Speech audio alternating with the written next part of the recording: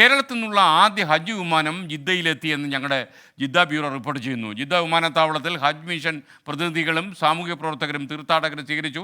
നടപടിക്രമങ്ങൾ പൂർത്തിയാക്കി തീർത്ഥാടകർ ബസ്സുമാർഗം മെക്കയിലേക്ക് പുറപ്പെട്ടു. 166 തീർത്ഥാടകരാണ് ആദ്യ സംഘത്തിലുള്ളത്.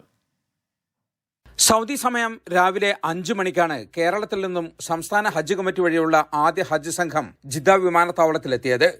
എയർ ഇന്ത്യ എക്സ്പ്രസിന്റെ IX-3011 വിമാനത്തിലെത്തിയ തീർത്ഥാടകരെ വിമാനത്താവളത്തിൽ ഇന്ത്യൻ ഹജ്ജ് മിഷൻ പ്രതിനിധികളും സന്നദ്ധ സംഘടനാ പ്രതിനിധികളും ചേർന്ന് സ്വീകരിച്ചു. ജിദ്ദ വിമാനത്താവളത്തിൽ നിന്നും റോഡ് മാർഗമാണ് തീർത്ഥാടകർ മക്കയിലേക്ക് പുറപ്പെട്ടത്.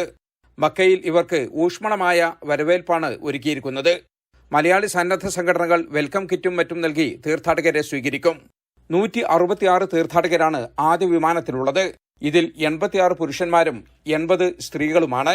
59 വിമാനങ്ങളിലായി 10,500ഓളം തീർത്ഥാടകരാണ് കരിപ്പൂരിൽ നിന്ന് ഹജ്ജിന് പുറപ്പെടുന്നത്.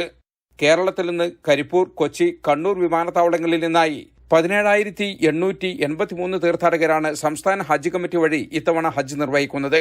ഇതിൽ 7,279 പേർ പുരുഷന്മാരും 10,604 പേർ സ്ത്രീകളുമാണ്. ജലീൽ കണമകലം, 24 ജിദ്ദ. ലോകത്തെവിടെയായാലും ഏത് സമയത്തും 24 വാർത്തകളും ഓഗ്മെന്റഡ് റിയാലിറ്റി പാക്കേജുകളും എക്സ്പ്ലെയിനറുകളും വിശദമായി കാണാൻ ഞങ്ങളുടെ യൂട്യൂബ് ചാനൽ നിങ്ങൾക്ക് സബ്സ്ക്രൈബ് ചെയ്യാം.